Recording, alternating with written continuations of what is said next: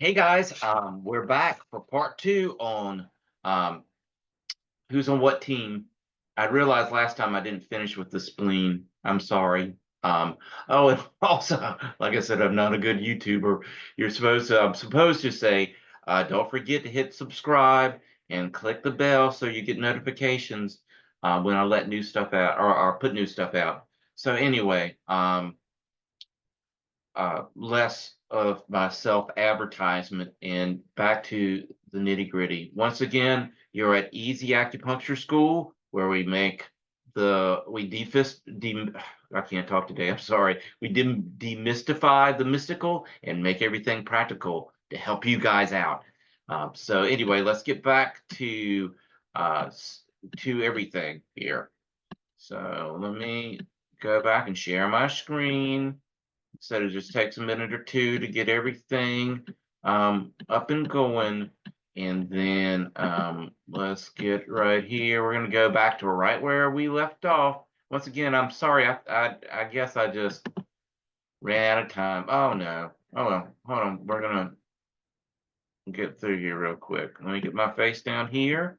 And let's go through here real quick where we were at the spleen there with these symptoms. There were some more first string that I didn't go over, and I apologize for last time. One of them is the muscles, and we talk about the muscles in being that a person doesn't have the energy to move their muscles. It's not about a contractile ability of like I can make a muscle or I can pull my arm up. It's more like I am so fatigued and weak that I don't feel like I can move. And that's what they're talking about with these muscles. The contractile ability or portion, um, can I pull this up? It's more going to be the wood, and we'll get to that in a little bit. And TCM, that's one of the differentiate or the where things kind of split with classical and TCM is I think TCM ropes the muscles being contractile and movement, whereas classical is more about let's divide these up.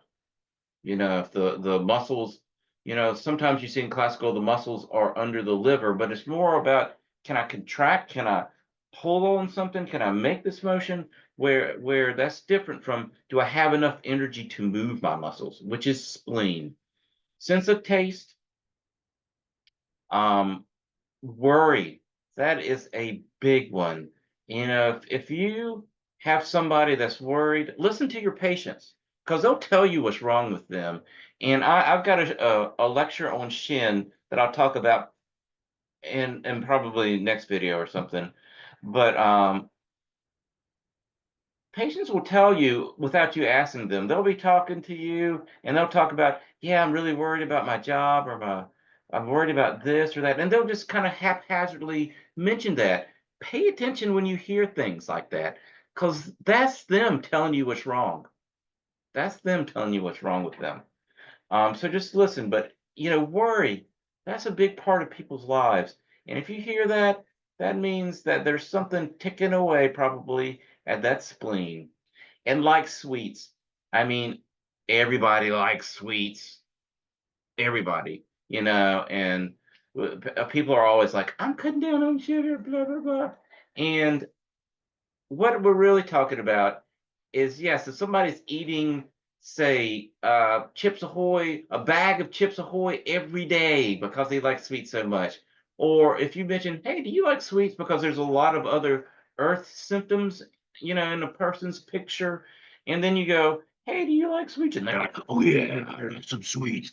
If they're like really getting like, yeah, I like if you hear the monster come out and they're really like, oh yeah, then that probably means that they've got something going on, with the spleen. We talk about how it's interesting how we poison ourselves. Um, sweet.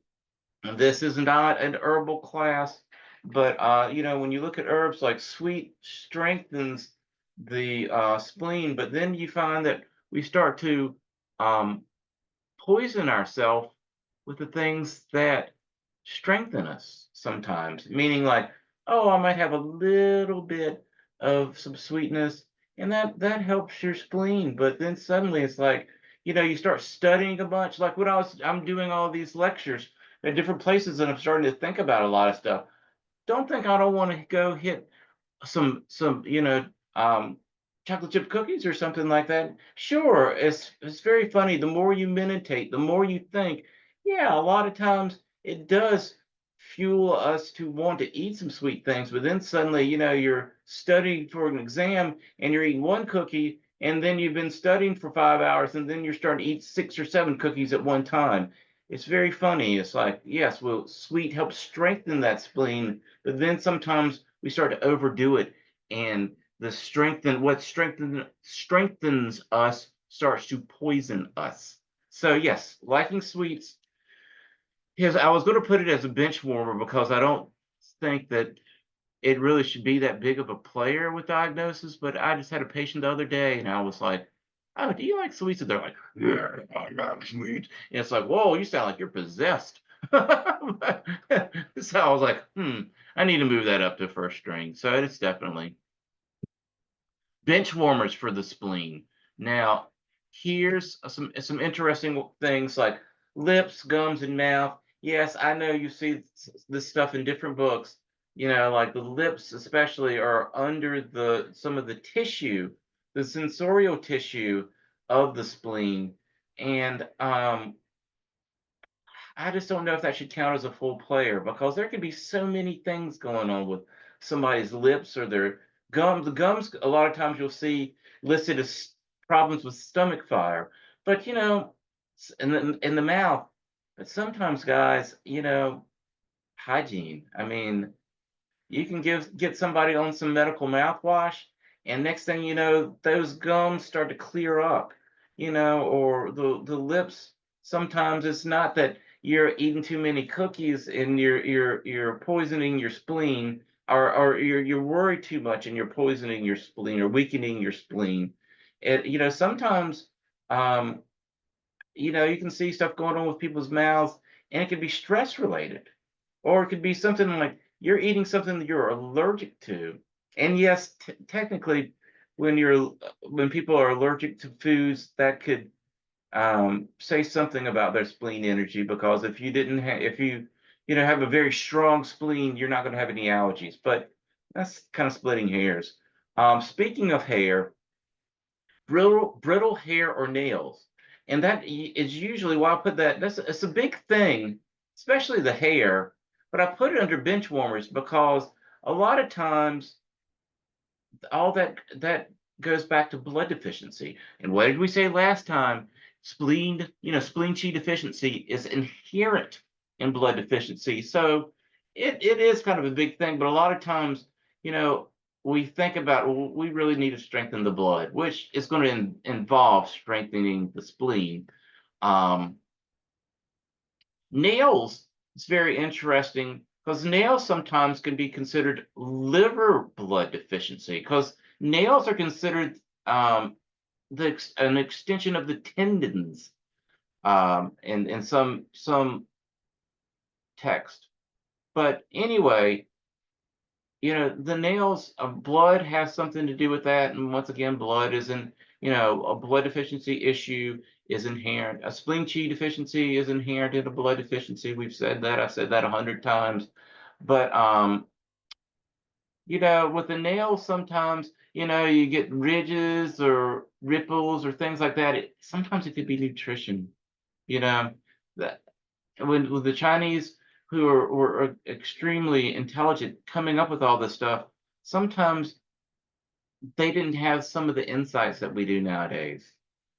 There was a very brilliant system, very smart, but sometimes they didn't have the nutritional piece to say, oh well, you're deficient in a certain vitamin, and that can cause some of the ripples. So just be aware of that. If somebody has a really horrible diet, it could be affecting what's going on with their nails. Same thing with hair. Hair. Yes, if somebody and it's not natural male pattern baldness like I've got. But if you're a young person and your hair's falling out, it could be a blood deficiency issue. But then also look at their stress, because hair will fall out when somebody is stressed out. And then also, look over their health history and see or find out from them if they have kids and when did they have kids. Because a lot of times people will start losing a little bit of hair um, once they give birth and when they start nursing. So, because once again, it's blood deficiency thing, but check with them because that can definitely be an issue. And then hygiene. Sometimes if somebody's using really bad shampoo or shampoo that just doesn't work with their system, it can make their hair brittle or can even make it fall out. So just check with them about that too. Make sure they're like don't have any, agitations from their shampoo. Um, okay, next. All right, here comes the heart. First string symptoms. All right. Oh, well, talk about this. Um, some of the big hitters for the heart are palpitations, cyanosis, meaning the lips are turned blue, and life-changing heartbreak. And we're going to talk about each of these. Why do I have see a doctor beside palpitations and cyanosis? So one of the things with Chinese medicine, it was written thousands of years ago, and at the time, it was the primary and only medicine that was available. And I know we're all, alternative medical practitioners, and we want to be like poo-pooing on Western medicine, but sometimes and I know there are patterns that cover this blueness of the lips and palpitations, but if you have a patient that comes in, they need to go see a doctor. They don't need to be seeing you right now. If they're like, oh my, I'm having these irregular heartbeats, and their lips are like blue, like the ocean, you need to say, hey, we need to go get you to a doctor because there's something wrong that's potentially life threatening. You know, be a just be worried about your patients. Don't be like I'm Superman and I'm going to fix you with a few needles. Probably if somebody's having palpitations and cyanosis, um, there's probably something very serious going on. I mean, I've had patients come in. I remember in clinic, I had a person when I was a student, and he was coming in because his heart rate was so low that he was passing out. And you don't know any better when you're a student. You think, oh, well, let me do some Chinese medicine on you, and it's like, and he was refusing to go to the doctor. Well, so some Chinese medicine is better than nothing. But, for some of those people, it's like life or death. I mean, I actually had another patient that was talking about how she passed out while driving. Sometimes you need things even though you don't want to think about it. You need things like a pacemaker. If your heart is beating so slow that you can't stay awake, you need to go see a doctor. Don't come see me. You can come see me after you've seen the doctor. But that's why I'm saying these are some major signs that are indicative that there's something going on with the heart channel. But two of these, you really need to make sure your patient is under a doctor's care. Life-changing heartbreak. This is just empirical. This is a Stacyism. You won't see this in the lean shoe, so to speak. You won't see that, but this is just from my patient experience over 13 years. And when I do the shin class, we will go into this a lot deeper and in more detail. But it is not uncommon for somebody to be talking about how they're having some palpitations and having some anxiety and they can't sleep at night and they have all this other stuff. And then next thing you know, when you're talking to them, you find out that they just broke up with their partner or they uprooted their lives, moved cross country settle down here, and then their partner broke up with them a month later, and then they're like, I don't know if there's a problem. That's so but we will, like I said, when I do that shin lecture on the shin, we will talk about that more. But just think about that. All right, some of the um other things, and we'll talk about this more too in a lot more detail with shin because it gets to be very complicated, I know. But if you have someone that has fear, worry, sadness, frustration, those are all the emotions that are associated with the other yin organs. If you have one of these that's so strong, that is so prevalent, that it's interfering with them being able to have a healthy life, then the heart's probably involved with that. Um, think about somebody being excessively fearful or obsessively worried or obsessively sad or obsessively frustrated.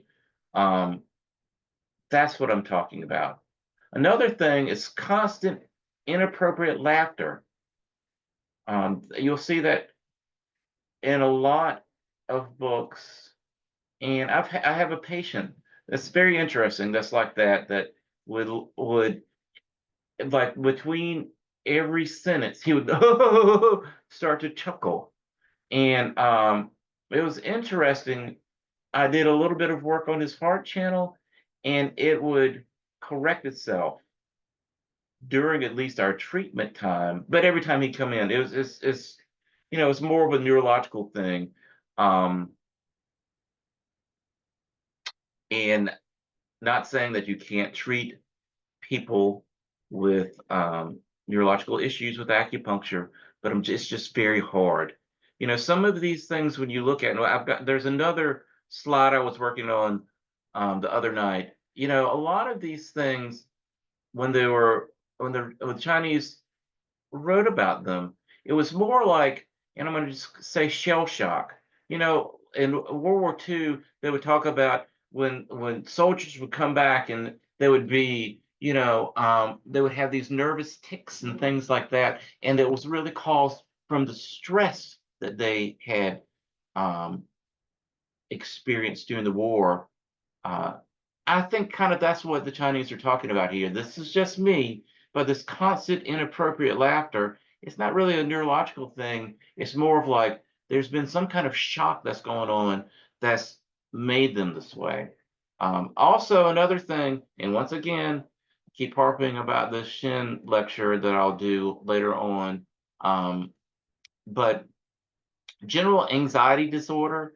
So if somebody comes in and they say that they feel like they have a combination of fear, grief, worry, frustration, and none of those seem to be more prevalent than the other. They experience all of that. It's almost kind of like a flavorless type of discomfort, not feeling comfortable in their skin. Then that's probably the heart also. But like I said, there's a Shin lecture that I do that I really go into detail about that. Um, so here are some heart bench warmers. Tongue ulcers. You see this constantly in books, and I don't know. I just wouldn't base a diagnosis just strictly off of tongue ulcers saying, "Oh, we've got to treat the heart channel," because it could be stress from the liver, from staying up too late studying, getting tongue ulcers, something that you're eating, stuttering. Oh, here we go, right here. Stuttering or speech issues. It's just like what we were just talked about. Um, is it neurological? Or is it more of that shell shock issue where it's like they've had a very traumatic shock and that's what's making them stutter or have speech issues? That that's that's I think more of what the Chinese are talking about. It's like when that stuttering comes in, were they, was it like, a soldier that had just come back from battle, from the battlefield, and or did they have a traumatic injury or somebody quickly die. They have some kind of shock that's causing this, and I think that's what they're talking about. So that's why I put it under bench warmer, just because you just really need to mull around and make sure it's not something else, like it's not neurological. All right, next thing up is going to be small intestine, bench warmer.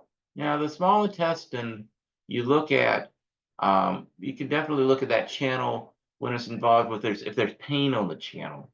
That's when I would think it would be more of a first string approach. But the small intestine, it's not like, I don't know, it's just that's not a channel if you're not using it for pain.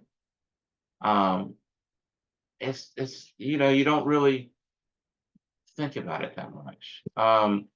Bulborygmus, which is the rumbling, rolling, gurgling, and rumbling of the intestinal tract.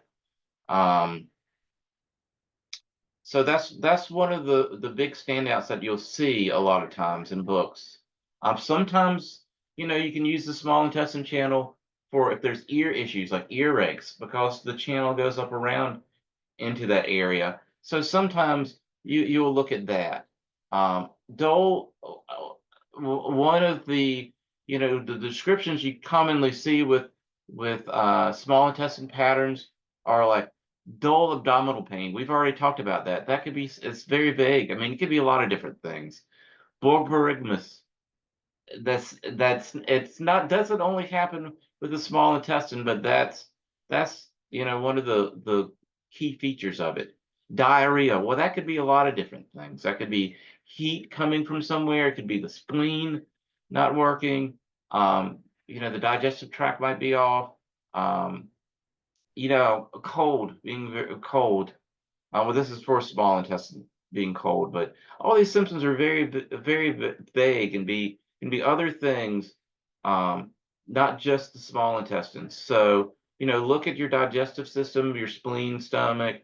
Um, Look at that. Some other patterns that you might see in, like I said, it's why I consider it bench warmer. Small intestine, chi tide, severe abdominal pain, dislike pressure, ab distension, vomiting. From a Western point of view, it could resemble appendicitis. Go to a doctor. Don't come in and see me with this because you might be really sick and it might be life threatening. So go check out a doctor first and then we could try to figure something out. And then another pattern that you see with the small intestine is like small intestine and infestation of worms. I mean, guys, I could needle you all you want, and I know there's all these alternative protocols to get worms out of your system. Go see a doctor. Send them to a doctor. The desire to eat strange objects such as soil, wax, uncooked rice, and tea leaves. You need to go see a doctor. One of the things I would ask them is if they have any SIBO issues, and then that's what would um, make me more interested in trying to think about the small intestine channel or working with that. So anyway, but if somebody's eating wax and tea leaves, uncooked rice, send them to a doctor. You know, the bladder. You would think the bladder is very much like the small intestine. Um, you look at it for, say, pain issues. If there's pain along the bladder channel, you might treat or use that channel as a treatment channel. But then for other internal medicines, um, here are the things to really look at or that are important to think about. And that's why I gave it some bench warmers. Um, the bladder is, you really think about UTIs, for people, bladder issues. If people come in with UTIs, um, they might need to see a doctor. There's a couple formulas. This is an herbal class, but there's a couple of formulas that could be very good for UTIs. Uh, Bajensan is really good. It's Bazhensan. There might be a G at the end of Zhaeng. But anyway, like I said, this is an herbal class, but that's a very good formula um, for UTIs. But if somebody comes in and they have a UTI and they know about it, um, it's frequently damp heat. Find out where the dampness is coming from and where the heat is coming from. Could be the spleen or could be the liver. The other thing that you'll see is something or a pattern that you'll see in books. It's bladder deficient and cold. It sounds very familiar to, I mean, very similar to kidney yang deficiency. It has abundant clear urine, incontinence. Look for dampness, involved with that. You might want to warm them up a little bit. This video is not about treatment, but like I said, it looks very similar to kidney yang deficiency. So that's why the bladder channel is under a bench warmer. But UTIs, like I said, look for where the dampness is coming from and where the heat's coming from. Kidneys, the first string. Um, so let's talk about that. Backache. It's quintessential. Oh, and I'm gonna throw this out here, and it's going to confuse you guys, and I don't mean to confuse you, but just something for you to think about is I think when they were talking about backache, it's not like, oh, I just pulled my back muscles. Yes, we consider that to be part of the kidneys nowadays, but I think it has more to do with like I've worked so hard and I'm so exhausted that sometimes if you ever do that, you'll start to feel an ache back in the kidney area. And it's because you've been overworked. And the kidneys are all about burning the candle on both ends, right? And I think that's what the type of backache they're talking about. But like I said, I don't want to confuse you. If anybody comes in and they have any type of backache, think of the kidneys. Knee pain, if the knees, that's also under the kidneys as well. And I think it's more arthritic. It's not like, oh, I tore my meniscus. That could be under the kidneys, yes. But I think it's more of like arthritic type of pains. But like I said, if they come in with knees, it's kidneys for right now. Just backache is kidneys and knees are kidneys. Feeling of cold, it's kidney yang. That's what we first look at. Abundant clear urination, another kidney yang symptom. Nocturia, that means having to get up and go to the bathroom a bunch at night. That's kidney yang as well. Another thing that you'll see or you'll hear is dribbling after urination.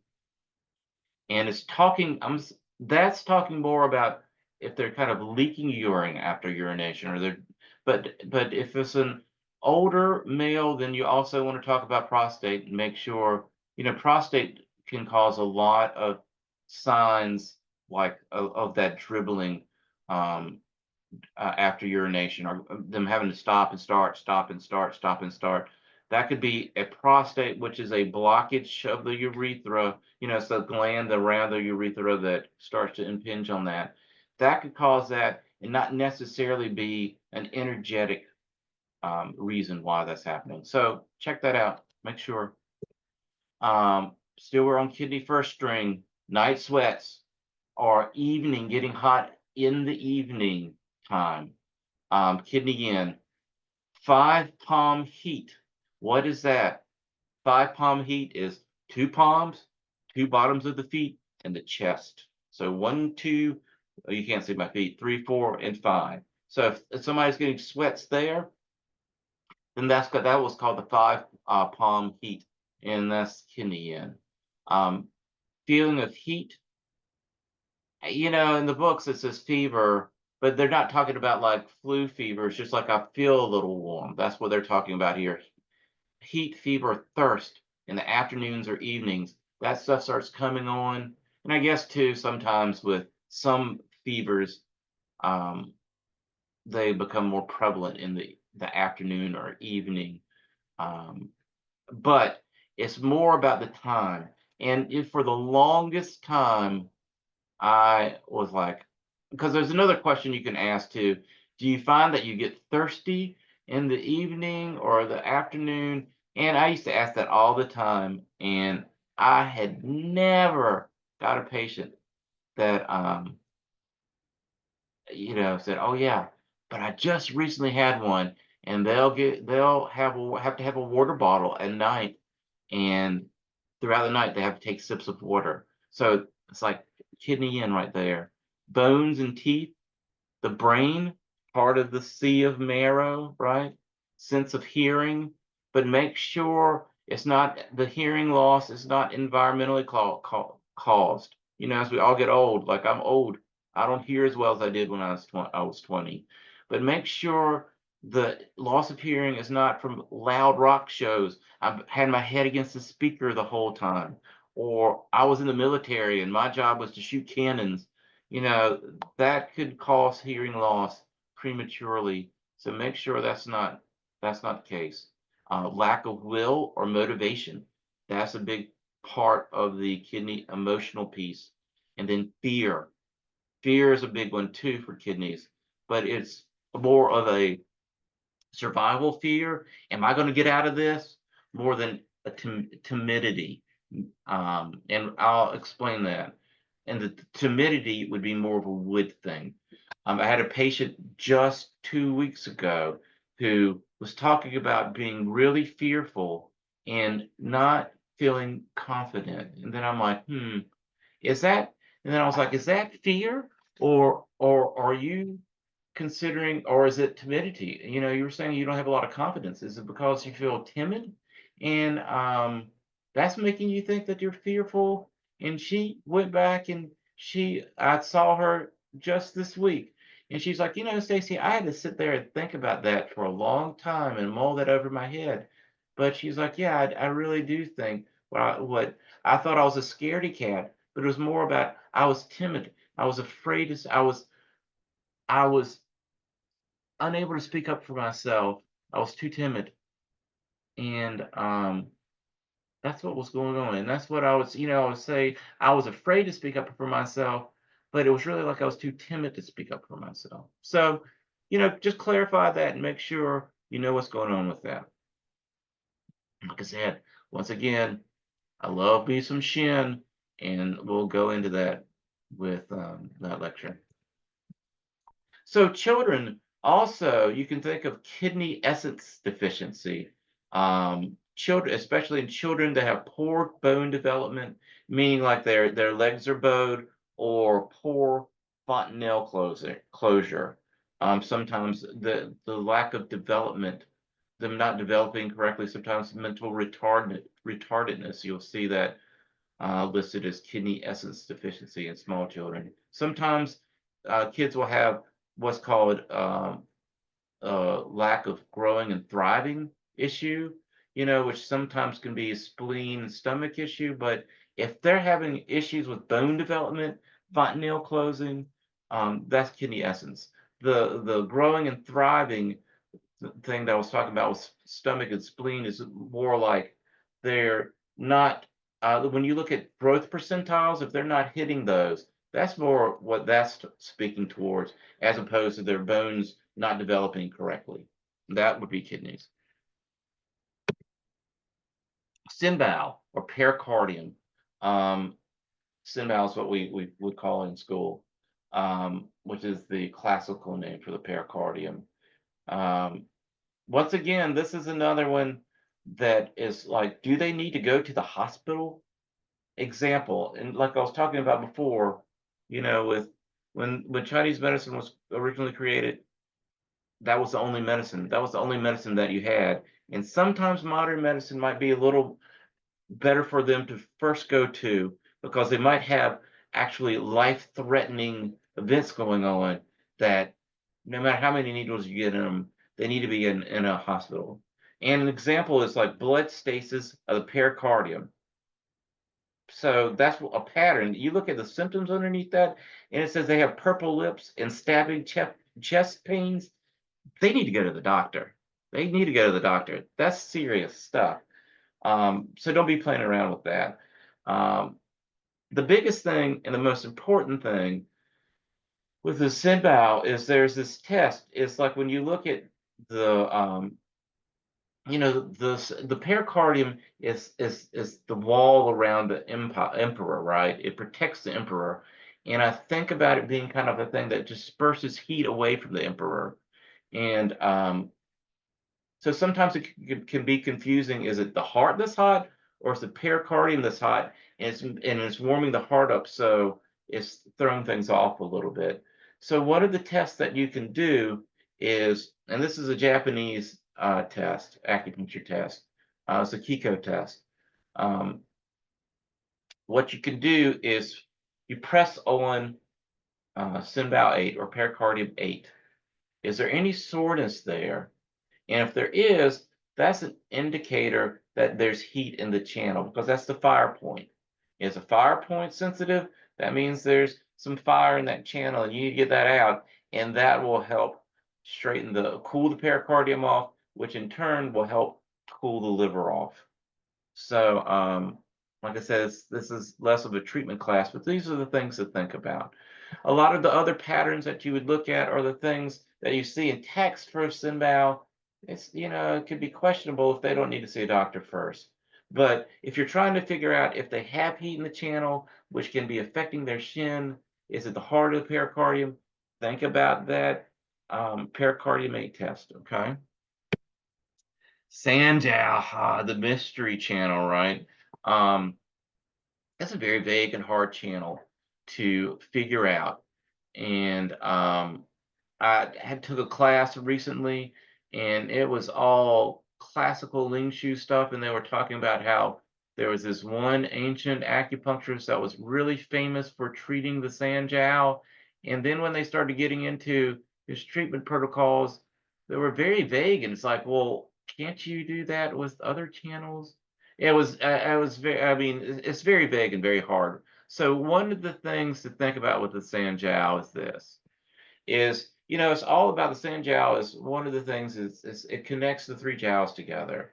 So one of the things you can do is look at, using, and I know this isn't a treatment class, and I've been saying that over and over, but just to give you an idea, is make a connection with those three dials using the CV channel. CV4, 12, and 17. That's the three dials that you're looking at. And here are some symptoms.